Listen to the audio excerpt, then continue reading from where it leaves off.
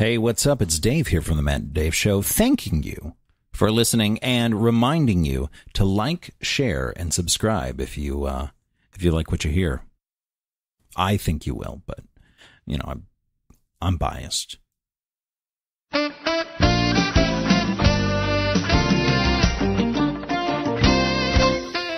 He's Dave, I'm Matt, and this is the Matt and Dave Show.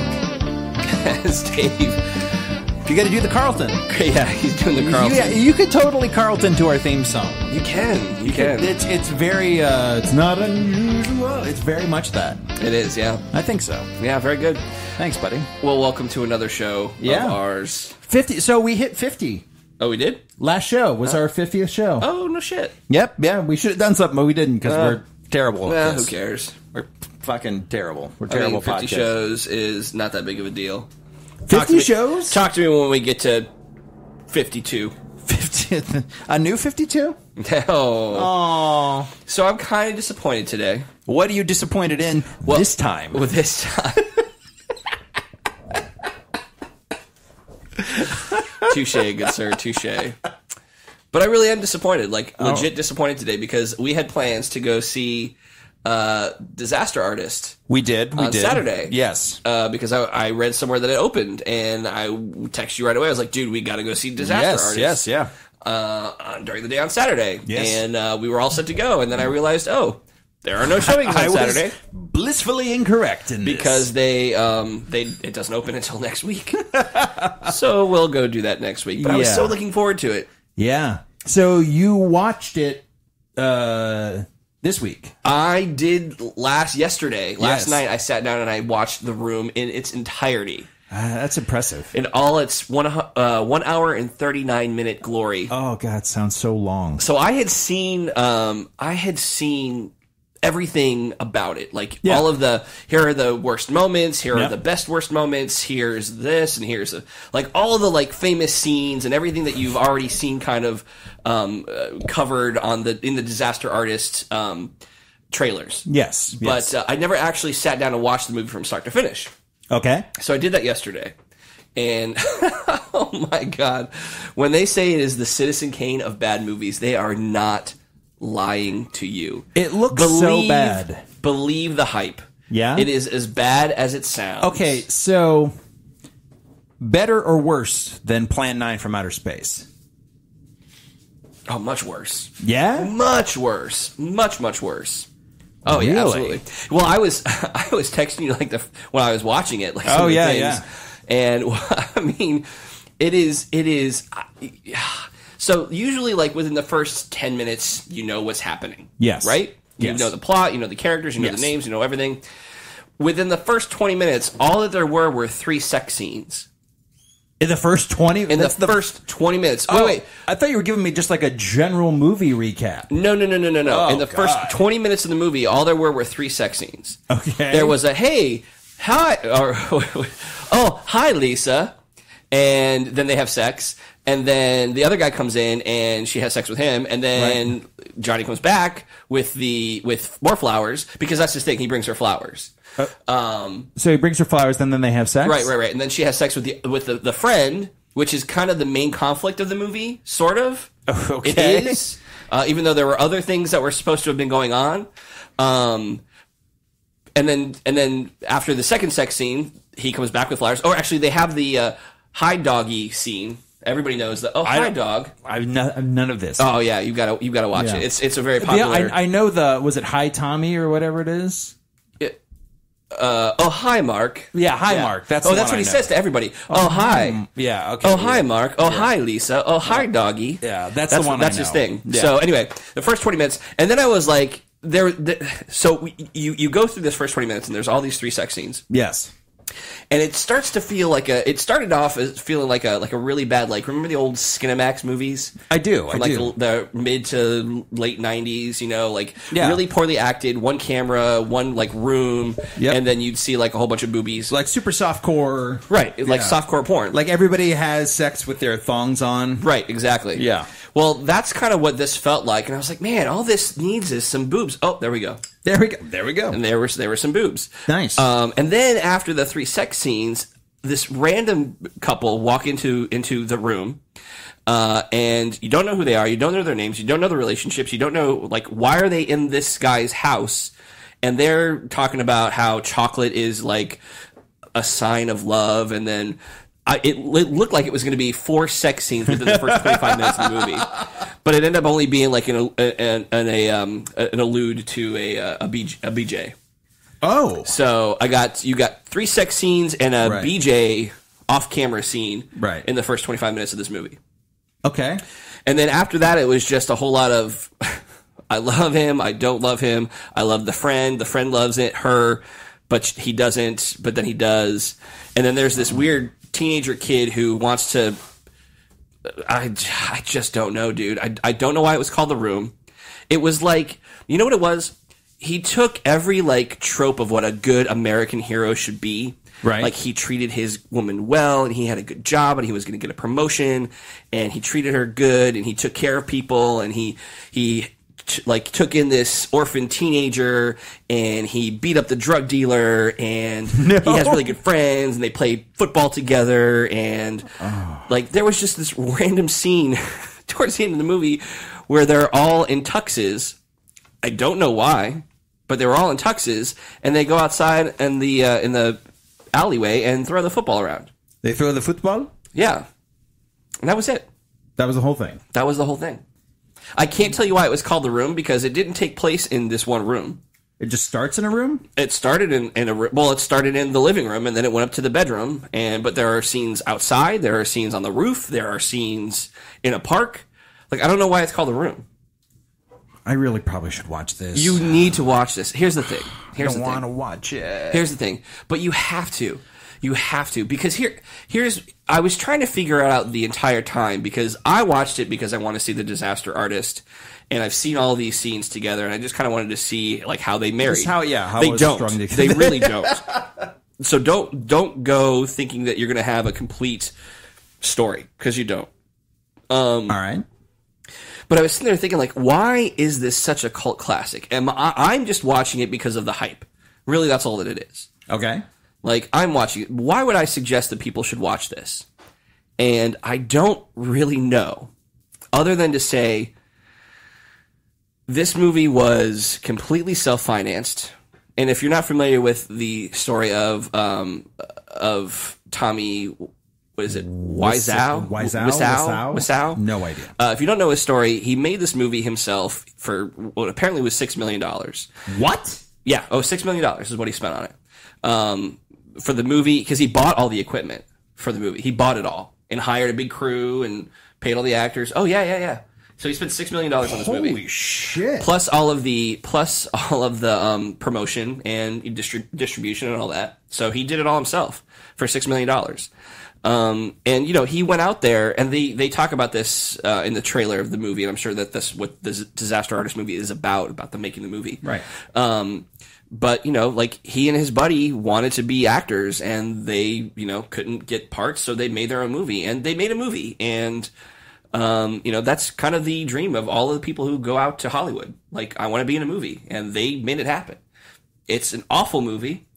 It's a terrible movie. It's very incoherent and poorly shot, poorly acted, poorly written, just everything. It's just awful. The equipment's nice from head to toe. It's just awful. Yeah, I mean, the equipment I'm sure was fine, but it's one of those things. It's you know, I guess now it's charming because they did it themselves. It wasn't a studio movie. You know, it's like, you know, listen, even if you don't have talent, you can make your dreams come true. And I think that's what it is. Like, when you say you can be anything, they went out and did it. So yeah, I mean, that's true. I mean, I respect that. I do too. You know what's really absolutely respect that. I do. But again, it's like one of those, you have to see it to understand how horrible it is. And it's funny at parts. And I think that's what makes it bearable, is that you're like, wow, this is like, you know, it really did kind of go by.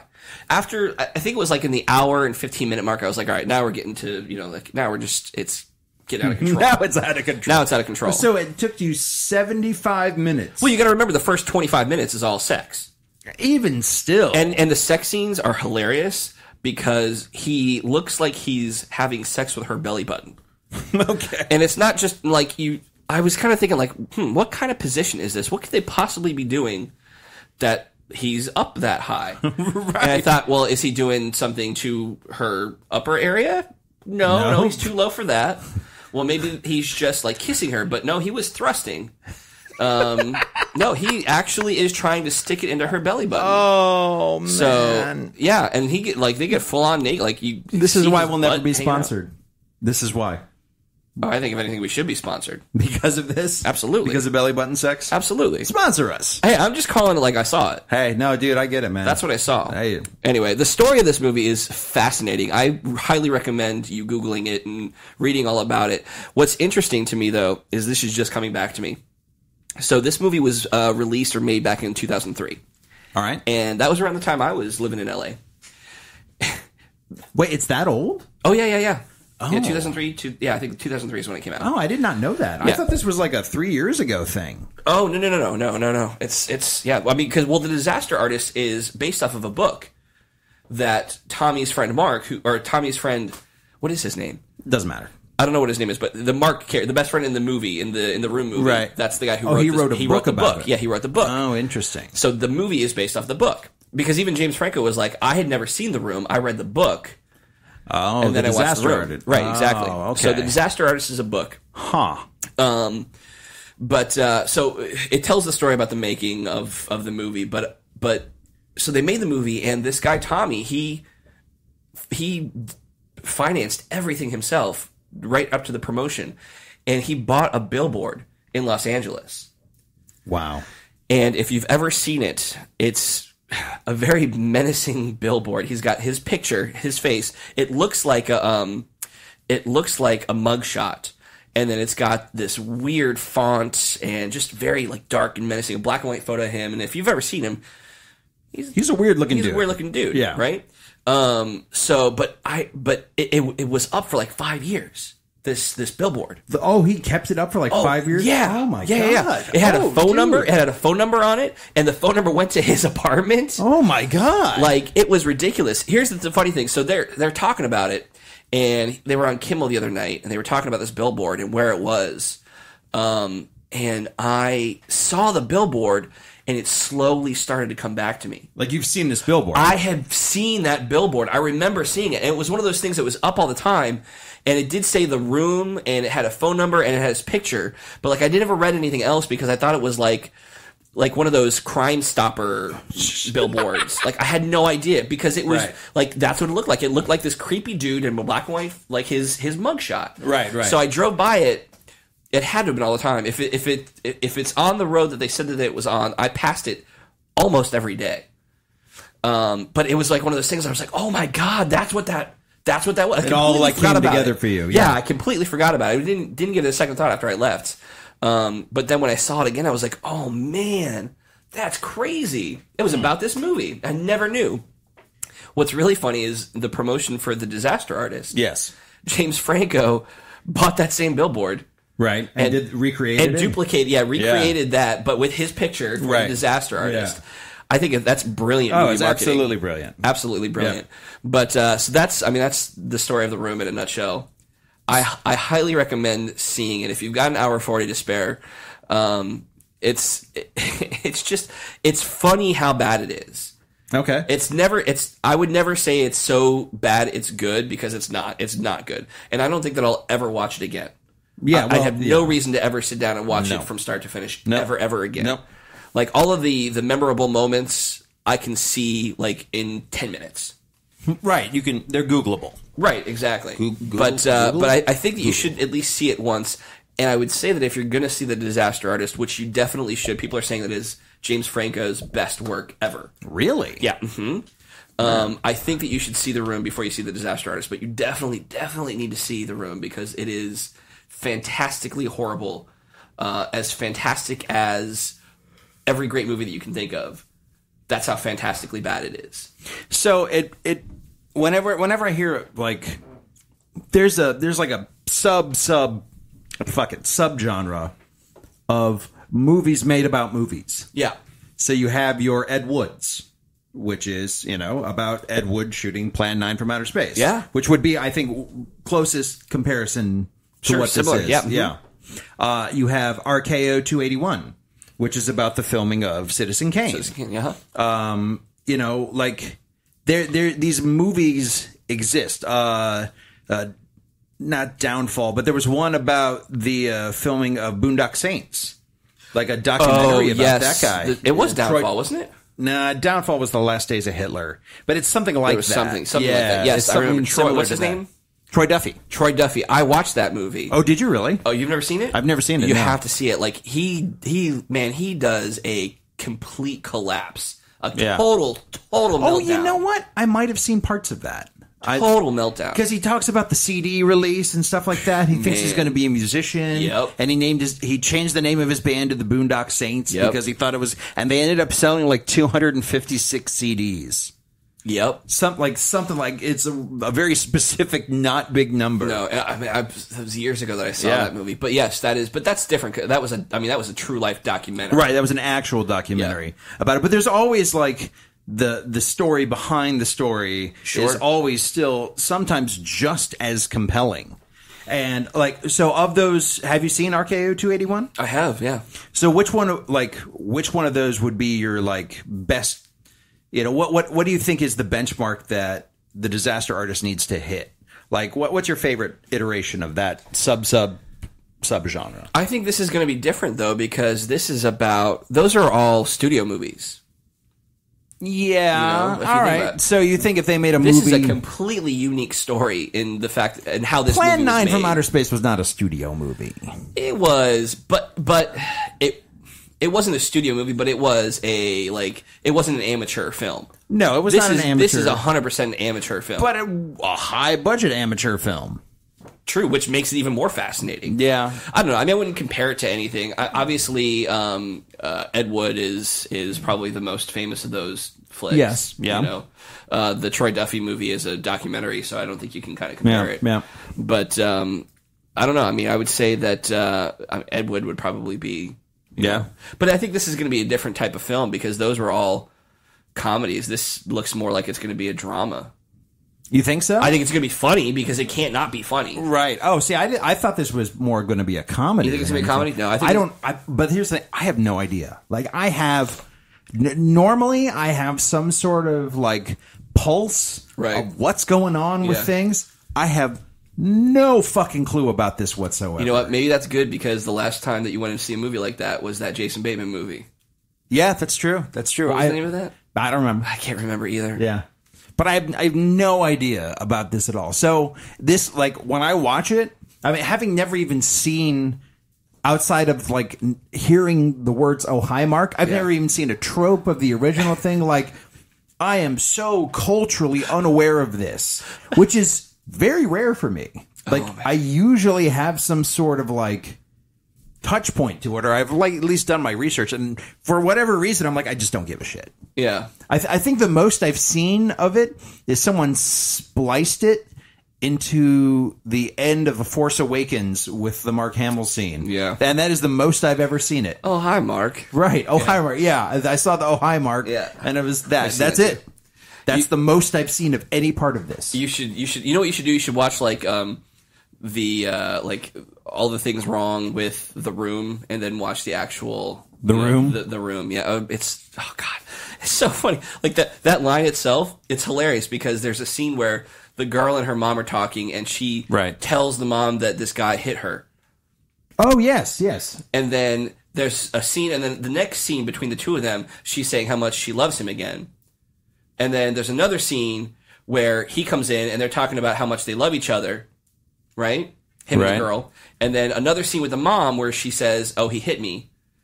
And then never a scene where he's shown, he's being told, or they're having an argument about how she's lying about him hitting her. He just busts out onto this roof and says, it's a lie. I did not hit her. I did not. And then he throws the water bottle and he says, oh, hi, Mark. Because Mark's just sitting there. And then they have a conversation about other things. It's so awful. See, that's the thing. Like, you're watching, you're like, what does this have to do with anything? What does this have to do with anything? And there's this creepy guy who's supposed to be like a teenager who, like, They go upstairs to have sex, and they're like, okay, you got to leave now, kid. And the kid goes upstairs, and they're pillow fighting, and so the kid jumps into the bed with them and pillow fights, and they're obviously like getting ready to have sex. So they're like, hey, you can go away, and he's like, hey, I just want to watch you guys. like it's nothing. Like it's just part of the conversation. And then what is Tommy, or what is his name? Johnny, played by Tommy, says, right. 2's nice, but 3's a crowd. It's just, I mean, it's like... So, how did he get $6 million to finance this? That's part of the mystery of the story. Like, nobody knows. Really? Nobody knows. He's not like a successful, like, stone seller or something? There are major mysteries, like where he's from. Right. He claimed that he was from Louisiana. Okay. So like he has this like thick accent though. Like it's obvious he has an accent, right? And he does not look American at all. Right. But he claimed he was from Louisiana. Now, that's been a big mystery for a long time. But James Franco was on Jimmy Kimmel a couple days ago and brought Tommy with him. Yeah. And Tommy admitted like, "Oh, I'm from Eastern Europe." Yeah. And James Franco was like, well, this is like exclusive news. Like he's never admitted that, not even to me. Like this is the first time he's ever said that. Like that's amazing. The other mystery is where all this money came from. Like nobody knows where he got all this money. Wow. Like $6 million is nothing to sneeze at. Absolutely. And then the other thing he doesn't talk about is his age. Nobody knows how old he is. Wow. So I think at the time of The Room, he said that he was 26. So if you do the math, that was, 13, he does 14 not years look, ago? Like in the pictures I've seen, he does not look 26. He's got to be in his mid-50s. Like, he's got to be. He's Yeah. got to be in his mid-50s. So he had to have been in his 40s back when that was Yeah. shot. And if you look at it, you're like, yeah, he's got to be in his, like, late 30s, early 40s in this movie. So now he's, like, in his late 50s. Even maybe pushing 60. Right. But yeah, so those are the mysteries. And I think that's one of the reasons why, like, this is such a compelling story. You know, you've got all these mysteries surrounding how this movie was made and this guy. Right. And like, all, like, this cult classically horrible film that people love. It's made its money back. Oh, I'm not surprised. Like, it's made, like, it's a profitable movie. Well, good for him. You know, like, if you compare it to, say, I don't know, Batman v Superman, it's a more successful film. Seriously. Yeah, well. I mean, I'm sure there's a lot more, you know, better Hollywood movies that you could look at and go, The Room is more successful than this movie that was well received. Yeah. So, yeah, I'm very looking forward to it. You should watch The Room before you see The Disaster Artist. All right, I'll watch it. You definitely need to. I'm not happy about this. Yes, and I will tell you privately where you can find it. Okay, yeah, no, I can find it. Yeah. I'm sure you can. Yeah. Yes, it's very exciting stuff. I am not without means, good sir. Yeah, absolutely. So, did we do a show last week? Or the Infinity War trailer dropped this week, right? Yes, okay. It dropped this week. So we didn't talk about the Infinity War. Oh, I mean, we can. We didn't talk about the California raisin coming to kill us all. Oh, dude, come on. I don't understand why people are all up in arms about that. I mean, you've seen Thanos like 4 times already. Yeah, but it's not without the crown. Oh, Jesus Christ. Does it really matter? I mean, the crown fits his head. You know, the funny thing is, it shouldn't make that big a deal. Like, I understand the arguments, like, why is this a big deal? But you just stare at it, you're like, what? Oh, man. I put on a hood or something. Like, that's a serious 5-head. I don't know why. Well, he's bald, too. I mean, give him a break. Anyway. But you know what I mean? Like, I don't. It looks like a California raisin. I'm interested to see the reasoning behind him not having his armor on. I think they may fix that based on, like... Oh, I doubt it. Well, I mean, because it's CGI. So it's a little easier to tweak in post rather than they took out Kevin Spacey and put out a brand new actor in a movie a month before. They can tweak some CGI and render some new shit. Sure, yes, you're right. They can, but I don't think they need to. I don't think they'll do it. Like, yeah, so some fanboys backlash on the internet. I don't think that they're going to change it completely. Because they've been showing that since Comic-Con back in July. Well, was that in the Comic-Con trailer? Yes, his brief appearance. That little bit was. The snippet? Mm-hmm. I mean, I'm genuinely excited about it. I think it's so nice to see all the groundwork that has been laid come into a fruition. Mm-hmm. Like, to be, I mean, and it's it's so much pre-gaming.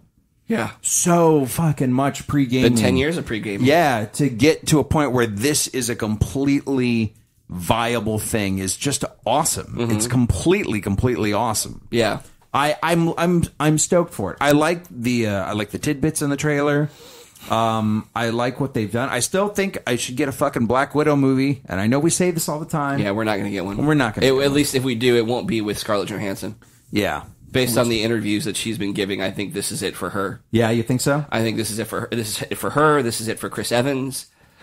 Might be it for Chris Hemsworth. Oh, see Hemi? Mm-hmm. Yeah. I think if anything, you might, depending on... Okay, so a little background. The Comic-Con trailer that they showed I think it was at D23 and at Comic-Con this past summer. Yes. Opened with Thor and the Guardians. Okay. The trailer itself opened with the Guardians on the Milano and them coming into contact with Thor. And I don't want to like, if you haven't seen the trailer, I don't want to spoil that much. I like the way that they cut this trailer with Chris Hemsworth saying, "Who the hell are you guys?" which is in that trailer, and then you should see the Guardians at the end. Yeah, because it's all been about Avengers, and now we see the Guardians, and now we know they're gonna cross paths. Yeah, there's more of the Guardians in the Comic-Con trailer. Got it. But I think that if anything, now with him not having any Asgard, I think if you put maybe Chris Hemsworth in this final Guardians or the Guardians 3 movie, that would be cool. Okay. With what they've done with Ragnarok and what they're trying to do with Guardians, or what they've done with Guardians, and them trying to build this like the space Marvel universe, it might be cool to have Thor a part of that. Okay. I don't know. But I think we're done with the people who were in the main Avengers movie, the first Avengers movie. I think they're done. Yeah. Maybe Mark Ruffalo you get back one or two times. Yeah, I mean, it's not like he does. But I don't know what else you need him for outside of the Avengers. And you can't use him by himself. Right. So what do you put him in? Like, who does he buddy up with? He's got to buddy up with somebody. Well, I mean, I think he'd be a good villain in the Avengers. Like Avengers 5. Well, that might be Avengers 4. Oh, yeah, true. That might be... But I think they've teased that enough to where, like, you would need a new crop of Avengers before you did that as a full-on. You get that. I think you're probably going to end up seeing some deaths in Infinity War. And I think one of them is going to be Steve Rogers. Yes. So I think your new Avengers is going to be, probably Black Panther. Yes. Ant-Man, Doctor Strange. Yep. Captain Marvel, they said, is going to be in Avengers 4. Okay, but not 3. Yeah. No, but she'll be in 4. Got it. I think so. Yeah, Falcon obviously is one. Yep. So you have a brand new lineup. All of the original 1, 2, 3, 4, 5. Okay. Six original Avengers. I think they'll be done probably after this movie. You might get Hulk in the next one if he ends up being the villain, and you don't think 4. You mean after 3 or after 4? They're all going to be done. I think after this one. I think really. Yeah, I think somewhere towards the end of this movie, some of them are going to die, some of them are going to walk away, and then you're gonna have a feature on the new ones. Really, Spider-Man might be a part of the new Avengers. Oh yeah, that I would understand. Yeah. All right, but I liked it. I liked the trailer. I'm looking forward to it. Sure. I don't know. For me, I think that I really didn't need the trailer. Yeah, I mean, you don't. We've seen them all together before. I think some of the stuff that I saw on the Comic-Con trailer, I was like, oh, that's cool. I haven't seen these two characters together or work together or do this before. Right. That's kind of neat. All right. And the little scene with Thor and the Guardians was kind of cool. Right. But I really, I just show me the movie. Yeah. I was already in. Yeah, we've had 10 years of a trailer for this movie. Yeah, I mean, exactly. Like, you could just take clips from each of the movies that deals with Thanos and the Infinity Stones and all this stuff, and that would be fine. You know what I did like about this trailer is that they took Samuel L. Jackson's original speech and had the original. Had the original Avengers. That I thought that was a cool, like, touch. Yeah. A nice, artistic touch to it. Yeah.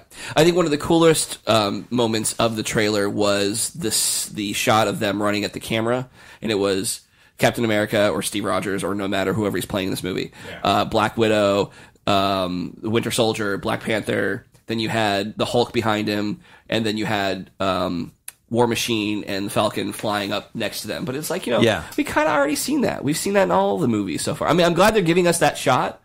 It's kind of underwhelming though a little bit after you have the iconic Avengers shot from the first movie. Yeah, where all this spin around, right. Which is a great shot. Then you have in Avengers 2, they did something similar where they're fighting all of the robots at the very end, right, and you have the same spinny shot, which is kind of cool. It's the bad boy shot. Sure, exactly.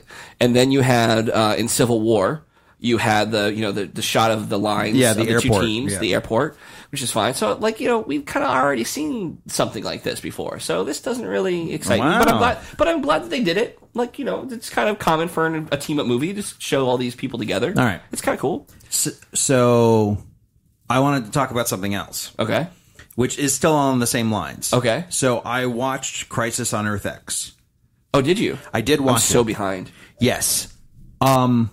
It's really good. Yeah. Well, and again, it's that thing where, because it's very much along the same lines, like they've put in the time with these characters. Mm-hmm. So you can introduce these characters, and there's been a previous crossover where, these characters have met before. Right. So there's some previous... So you don't need to understand, you don't need to explain, Supergirl's coming from a different Earth. Right. Like, all the groundwork has been laid, so you can get this, and there's that cool one shot of it where, they're all standing in a line, and there's 22 of them.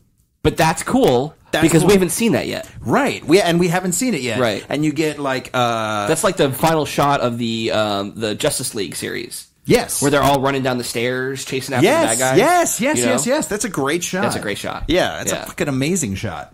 But you get that cool shot, and you got the Ray flying, and you got Killer Frost doing the Bobby Drake ice skids. Yo, yeah. Which is, it's so cool. Yeah. That's cool. So she does go full Killer Frost. You just keep watching the show. Yeah, I'm so behind. Yeah, but it's good. And the funny thing is, people have been watching it, oh my God.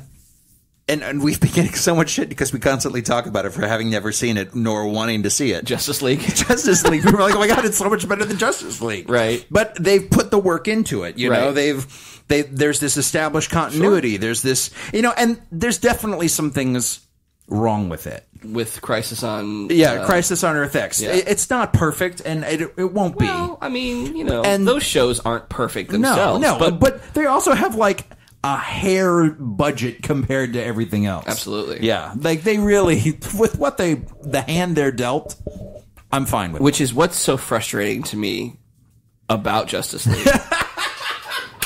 Well, it really is. Seriously, and here's the thing. Oh, shit. Justice League might be the most frustrating fanboy movie of all time. We should really see this if we're going to keep shitting on this movie. I will see it when it is available for free at the library. Or somebody wants to... You know what? If you've got a problem with us talking about this, and I'm talking to a specific person, and he knows who he is... There's more than one person. Okay, I've only heard it from one person. Oh, yeah. Have you heard it from multiple people? I hear it from multiple. All right, you need to tell me that later. So whoever has a problem with us shitting on Justice League... this movie. Before we've seen it, buy us a ticket. Shut us up. Shut us up. Buy us a ticket. It's not gonna shut us it up. really won't. Actually, it will just give us more fuel for the fire. But pay for it. Yeah, but as far as that big epicness, right? That Arrow has been on for what? Five seasons now. Yeah, 6 Flash seasons? has been on for 4. Yep.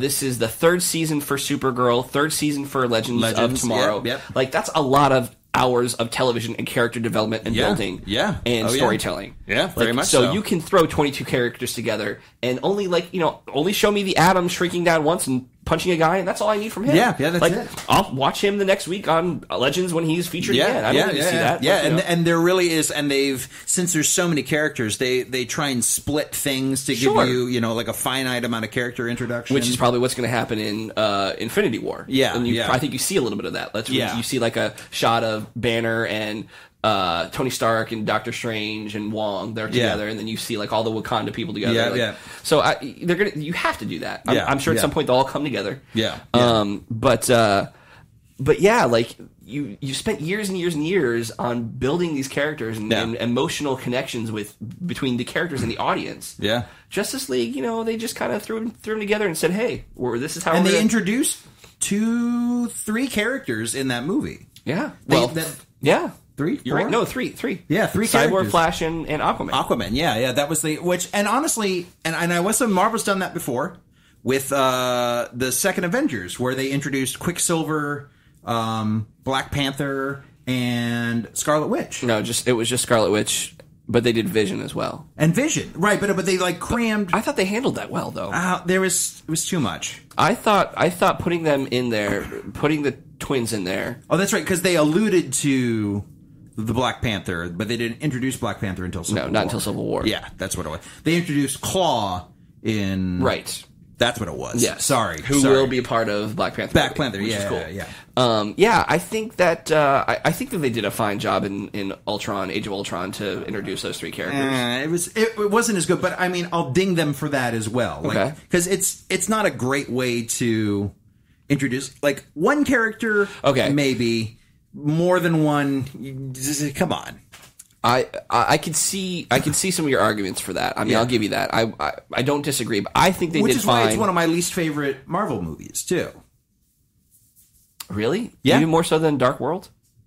Thor: The Dark World? Yeah.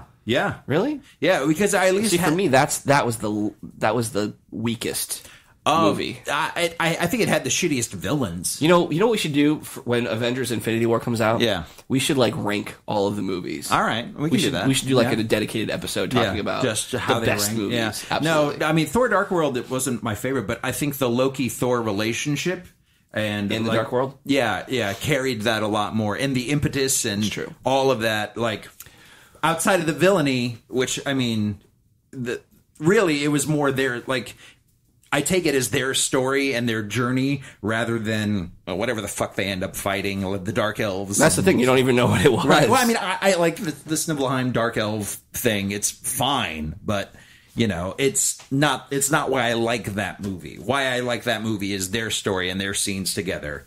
And, Well, the saving grace for Thor is Loki. I mean, that's Yeah, and they leaned on it. And I was able to get through it because they leaned on it. Sure. And I thought they did a good job of making, and I won't spoil it, but they made a good job of giving Loki a reason to be, pair up with him, especially after what he had just Avengers, done. Yeah. Yeah. I thought that was good. Right. There's nothing that brings brothers together like that. Mm-hmm. So I enjoyed that. The rest of it, whatever. Yeah, and they did a good job of reinforcing the relationship. Some of those relationships before, very much so. Some of those actions came, so it made even more sense. Yeah.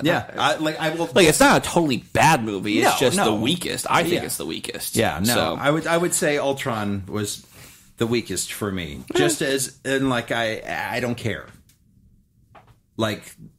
There's outside of James Spader being fucking Ultron, which was amazing. Right. I just didn't care what happened. What about the Hulkbuster and that scene, the fight? That's a cool scene. Yeah. But not related to anything else. That's just a cool scene. Okay, well, that's fair. Yeah. It was I would that's my opinion. And mainly because of that, it just felt like that movie existed to prop up other things. It was not a movie in itself. It was a movie that had to be made, and then they started just poorly welding on other things just because, oh my god, we need a Wakanda thing. Fuck a Wakanda thing. Fuck the Hulk. Shit. We gotta the twins. Fuck the twins. We gotta introduce these characters. They didn't really need the Wakanda thing. Well, they needed the Wakanda thing to justify, at least in their mind, to justify having a Black Panther. Oh, we have to introduce some part of Wakanda, or we have to introduce. But the twins. They really didn't though. We have to create Vision. We have to. You know what I mean? Well, here's the thing. We won't know exactly. This is all speculation because we weren't part of the production team. Right. But a lot of what you're saying is a lot of the reason why Joss Whedon was unhappy filming that movie. Yes, because I think that there were a lot of things that he didn't want to do that he had to do. Yeah, no, I agree. I agree. But he was the one who wanted to use Scarlet Witch and Quicksilver. Sure, and that's fine, right? If you want to do that, but as a thing, you want to make it a Scarlet Witch and Quicksilver thing, fine. But you have all these other things tacked on. It's just so many moving parts. Well, an argument can be made that that's what's happening in all of these movies now. No, and I understand that, but you get one. In Ant-Man, you have the one scene that ties it all to the Avengers, which Edgar Wright quit over. Yeah, but it's just the one scene. Sure. And you're like, corporate synergy, sure, fine. You can go through it because it's a funny scene, and you know, you can get through it. But it fit. Yeah. Yes. It didn't feel completely out of place. It didn't. But like, I mean, for me, just the Ultron thing was just so much. It was just a Frankenstein of ideas that came together. All right. I mean, I can understand that. It could still walk. Frankenstein was still, able to do some things. Sure. But, I'm not singing Putting on the Ritz with them. Sure. Well, I got you, yes. I got it. I mean, that was part of my problem with Spider-Man. The Spider-Man movie is I thought that they tried to cram too much. Oh yeah, they tried to cram too much Avengers in there. See, it actually, to use your example, like the whole Spider-Man movie, or the whole Spider-Man movie felt like that one scene from Ant-Man. Really? Yes, because they just tried to cram the Avengers down your throat because Sony needed a hit and the Avengers were a hit, and that's why you had Avenger Tower in every single movie poster, and that's why Robert Downey Jr. Like, they had scenes that they made specifically for the trailer featuring Robert Downey Jr. for a cool moment that they knew damn well weren't going to be in the movie, but they needed something to sell the movie, and the fact that he was in the Avengers and this was all going to be tied to that universe. Right. But I thought they executed that well. I don't know. I mean, kind of. I mean, I thought it was way better executed than it was in Ultron. Well, sure. Yeah. It didn't feel. It was definitely clearly a tie-in for, a cash-in for it, but it didn't feel like bolted on. Very much so. Like that, and I think my argument is, if I can see the seams and it just feels like that, then I don't like that. So you saw the seams in Age of Ultron? Yeah. It's just how it felt. That's how I felt. That's how I felt. It's fair enough. That's just me. Fair enough. I'm doing a hands thing if you're just listening. I got my hands in my ear. Fair enough. That's how I felt. That's what we do now. We need to talk about more stuff than superheroes. Well, it's huge now. That's. I know. It really is. And we're passionate about it. We enjoy it. I get it. Well, you know what we can talk about? What can we talk about? What I loved. So there was and I actually posted it. There was a thread on our movies on Reddit. Okay. And it was like, it was just one of those like fun, fantastical movie pitches that I thought would be an amazing fucking movie. Okay. So the idea was, it's Home Alone. It's a Home Alone sequel. Okay. With Daniel Stern, Joe Pesci, and Macaulay Culkin. Okay. So Daniel Stern and Joe Pesci have retired. They've gotten out of prison, and they are in an old folks' home now. Okay. And Macaulay Culkin's character, was it Daniel McAllister? Kevin McAllister is a down on his luck, like, drug dealer, whatever, like petty criminal, and he's breaking into these senior homes, looting them, and so they have to do it completely in reverse. Daniel Stern and Joe Pesci are now the plucky old protagonists, like setting up all these, think of it as like a grumpy old men Home Alone mashup, where they have like the flying colostomy bags, like it'll be a total like cheese fest, but completely in reverse. Like Macaulay Culkin, and you can cast him pretty much as he is now, just that kind of strung out looking Macaulay Culkin. He doesn't look that way anymore. Oh, isn't he? No, you're thinking like the long haired, skinny Macaulay Culkin. Yeah. He doesn't look like that anymore. Oh, he doesn't? Oh. No, he's actually, I think he is doing a movie now or a series or something with Seth Green and Breckin Meyer. Oh, yeah. Yeah, but he doesn't look like that anymore. Either way, I thought it was a fun pitch. Like a way to turn it on its head. You get the original actors, which would be fun. Like it would be a fun cash in. If you're gonna make a cash in, make it a fun cash in. Sounds more like an adult movie now, less of a family film. Yes. Oh, very much more of an adult movie. Right. And I think if you're gonna do that kind of thing, it has to fall in line with the spirit of the original movies. Yes. Now it would be a good fan film or a good internet thing. You don't think it would work? I think it would be fun as all hell. I think the concept is hilarious. I mean, really, just can you imagine all the pranks and the traps they would set, and they would incorporate everybody, and it would be a very positive affirmation of, old people can do stuff too. Yes. Are they old enough to be in an old folks' home? You age them up a bit. You know? I don't know. You know what I mean? But that would be funny. I think we got to wait another 10 years. I'll fucking sit around for that. I mean, it would be interesting. So, like, what kind of traps would you spring in an old folks' home? Oh, dude. I mean, just like... What kind of shenanigans can you get into there? Oh, I mean, well, think of all the drugs that are available, Like, this is definitely an adult film. No, but I mean, like, you know, just like the swooping down injection of Valium into like one part of his arm, so his arm is numb. You know what I mean? Like the booby trap of, you know, just pee bags all around. You're just constantly popping them on mines. I imagine like using like pee bags. You said pee bags when I was thinking of like the colostomy bags? Yeah. Poo bags or something, you know what I mean? Bags, but stuff like that. Like that, you know. I can see them using oxygen tanks for something. Yeah. It'd be fun. It would be a fun fucking They use movie. the oxygen tank to swing down and knock him off of the staircase. Right. Or the you could, you know, the fire extinguisher on the wheelchair, like, you know, it pulls the pin on that, forces the wheelchair forward with like. I imagine there's a defibrillator in there somewhere. Right, a defibrillator. Like, there's so many fun things that you could do with that. Oh man, now I kind of want to visit an old folks home and be like, what could we do? What could we do here? What kind of craziness? The food, wackiness You could do a whole thing in the kitchen. There's so yeah. many kitchen things that you could do. Like, I mean, just stages of it. Yeah.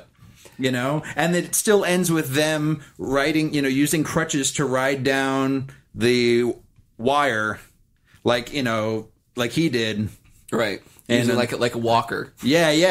They've got to be really old though, dude. Like really, really old. You know what I mean? Or it could be a rehab facility or something like that. It doesn't have to be. It's not. I don't know. That's not too bad. It's definitely better than like having it being his kids. Right. You know, that's kind of. I don't need to see Kevin McAllister's kids. No, do the nobody same gives a wacky shit. thing. Yeah, that's interesting. It kind of makes you wonder, like, what do you think that kid? Because he was a brat. Oh, let's just call a spade a spade. He was a brat. Yeah. So what do you think he's doing now at the age of 35? He wasn't. He was the lost kid, so attention starved. Probably works on the internet. Yeah. I don't know. Yeah. Hitting close to home, Dave. No. I'm the oldest. Oh, yes. That's the only difference. I'm the oldest. Clearly.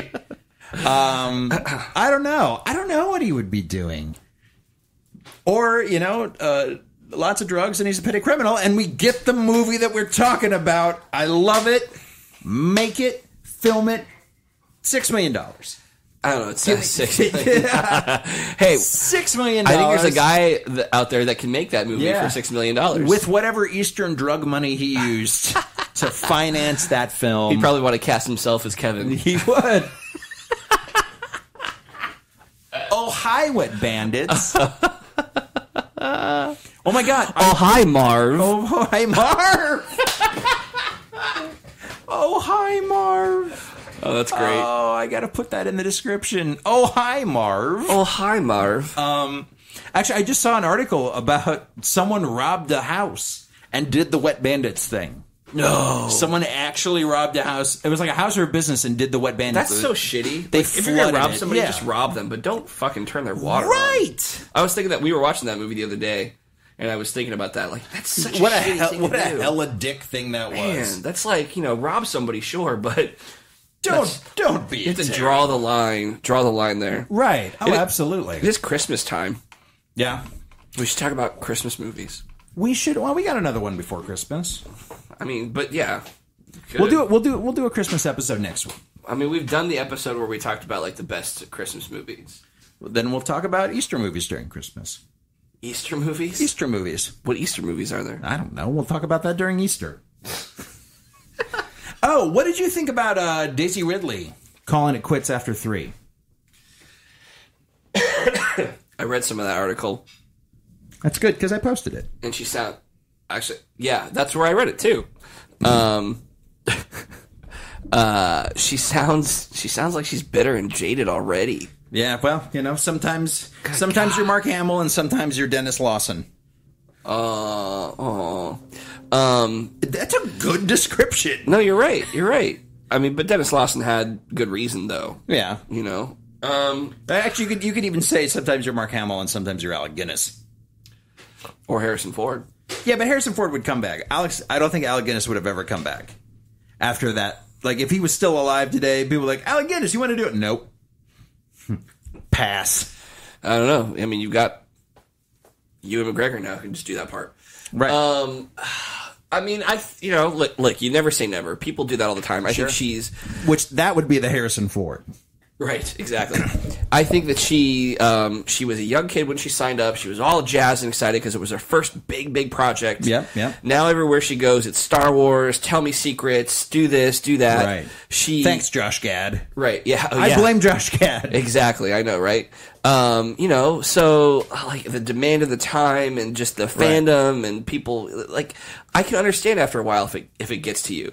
I think John Boyega is the exact opposite of what she's feeling. I think John Boyega would do another 3 movies. Oh yeah, and you know what? I'm okay with that. Oh yeah, he's great. Do a Finn trilogy. Oh, dude, that'd be good. That'd be great.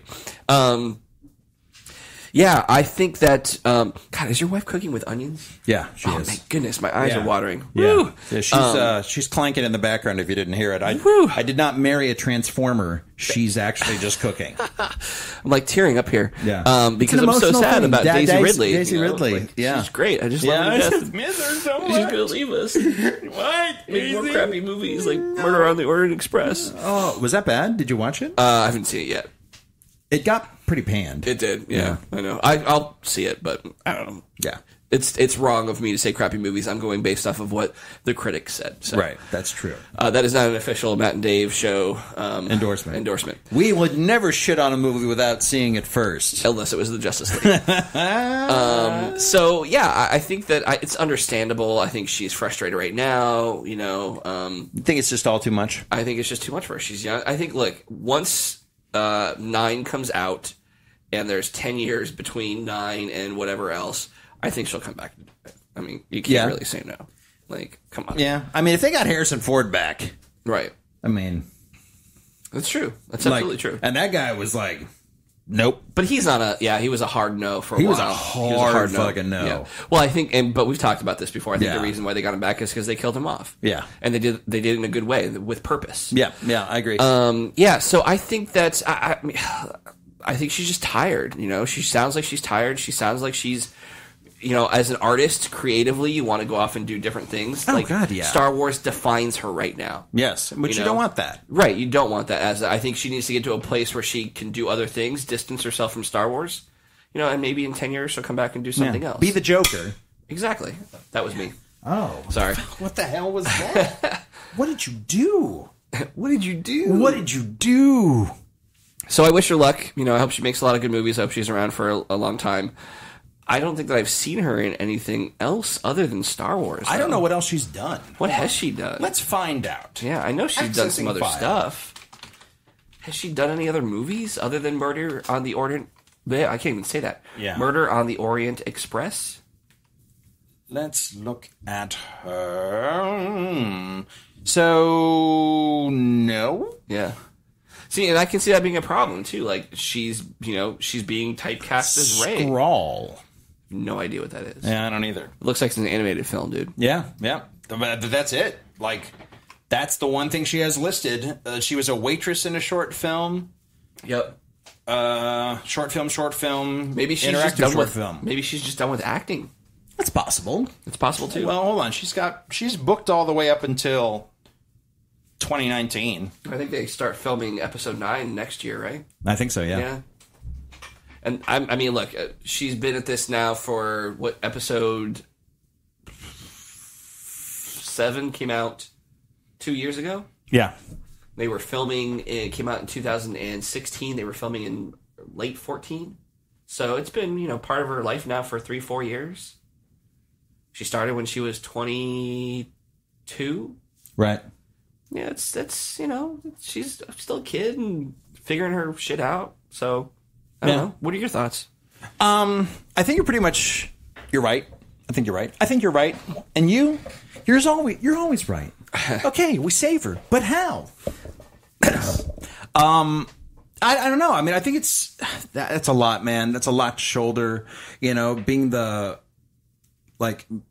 central protagonist, being female, I'm sure that adds an extra thing to it, like, you know, feeling that you have the weight to be the first female representation of the Luke Skywalker. You know what I mean? Like that arc. I don't even say the Luke Skywalker territory. That archetype in the universe. Like, I'm sure that weighs on it. I mean, that's just a lot of shit to hold down. Right. That is a lot of shit to hold down. And if she would be done after one movie, I'd accept that. Like, I mean, I'd be disappointed, obviously, as a fan, but as a person, like, man, do you.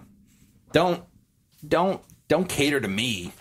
Because, you know, you got a bunch of shit on your plate. Like, I get it, man. Right. Do you. Find you, do some theater. Right. Like, you want to retire and do the stage? Like, I get that. Right, and I think that's what she's saying. Like, I mean, she's got another one to do. It's been a big part of her life. She has other things that she wants to do. You know, people are probably expecting her to do Star Wars for the rest of her life now, and that's just not the way that it's going to be. No, it's not going to be that way. So I get it. You know, she's probably just tired. Yeah. It didn't sound like she was. It didn't sound like she was jaded and bitter, but she had, you know, a realistic comment. You know, look, this isn't going to be forever. You know, no, it's not a forever thing. No, I'm not. You know, I've got 3 movies. I'm gonna, when this is over, it's going to be 6-7 years invested into this. Yeah. I'll be ready for something else. Like, yeah, she wants to do. I mean, like, listen, when you were in your senior year of high school, did you want to do another year of high school? No. I mean, some people let alone did. Another 6. Right, exactly. So, like, let her move. She on. could have had her she has her doctorate in Star Wars right now. Right. So, in 20 years, you know, when you're like, oh man, my life is horrible. Remember the good old days when, like, it was nothing. Like, I could just be Star Wars. Be Star Wars. Like, let me go back and do that again. Let me hit that. But yeah. Look, they've got plenty of Star Wars stories to tell. Yes. Ryan Johnson is going to go off and do his own little trilogy of Star Wars movies. Hopefully they'll be pre Star Wars. Yeah. Like Old Republic. Oh, please. That would be great. You know, they're going to have, you know, spin-off movies. Hopefully we get an Obi-Wan. I would love an Obi-Wan trilogy. I think you can tell three movies. 3 very good stories. 3 very good stories in between when he, you know, got to Tatooine with a baby Luke up until you see him as the old man. Absolutely. Old Ben. Absolutely. Yeah, I think maybe the last movie he goes by Ben. Yeah. You know, that would be cool. Or you see him go by Ben in a couple of movies. It doesn't matter. But there's plenty of Star Wars stories to tell. It's a very wide expansive universe, wide galaxy. And maybe they tell some stories in a different galaxy. I don't know. Who knows? Yeah, it's a good point. So maybe it's a galaxy far away. Because distance is key. Right, exactly. Just distance. How long is a far? It's like 32 galaxies. So you can tell us the same. You can tell a story that's happening at the same time in a different galaxy. You could. You know, it could be set around the original trilogy, but it's in a different galaxy. Yeah, I think people like fail to realize that it's just a galaxy. Right. Like one galaxy. Right. That's it. With a lot of systems and planets and stuff. Galaxies are massive. They are. Massive They're galaxies. Huge. Absolutely. No, absolutely. Like you could comfortably do that. And it took them like forever to do something where there is an existential threat that comes in from outside a galaxy. Mm-hmm. Like, I mean, there was like 130 books before they touched that. Yeah. So, yeah, I mean, there's some fucking stories to tell that don't involve the same 4 fucking people. And that was just revolving around the same 4 fucking people. When you're talking about the expanded universe stuff. Yeah. But those still all centered around Luke, Leia, you know, Luke, Leia, Han, and Chewie. Right. I mean, it was all still centered around those. Right, yeah. And they still kept cranking them out. And their offspring and families. And Yeah. I mean, there's plenty of stories to tell. Yeah. So we'll see. We'll see what happens. It's like, she's just, give her a break. Yeah. Give her a break. She's a kid. She's trying to come up on her own. Whatever. I'm excited for it, though. Yeah, I am too. I'm excited to see Last Jedi. You know, I was watching Empire the other day. Were you really? I was. Nice. And I was talking. The kid asked me, he's like, "What are you watching? Which one is this?" I was like, "Oh, it's Empire." And I thought, you know, if I say I'm watching Empire, you know which one it is. Yes. If I say, "Hey, I'm watching," if I'm watching Jedi, you know what I'm talking about. Right. Why don't we call any of the prequels that, or even Star Wars? Like, why don't we call it? Oh, I'm watching Hope. Or, hey, I'm watching Phantom. Oh, Phantom. Or I'm watching Sith. And can we call it Jedi now? Because now there's the Last watching Jedi. Revenge. Or Sith. Yeah. I'm watching Sith. I'm watching LJ. Right. But we can't call Jedi now because we've got the Last Jedi. I'm watching Force Awakens. right? Force Awakens works. Force Awakens, sure. Yeah, I'm watching Awakens. Right. I'm watching Awakenings. Right. But you say A New Hope. Which Star Wars are you watching? You either say Star Wars or A New Hope. Yeah. Right? But you don't say that with any of the prequels. I think it'd be like LJ, Last Jedi. I don't know. Are we done? Yeah, we're done, dude. Oh, all right. Well, hey, we're out. See you next time. Like, share, subscribe. Like, share, subscribe.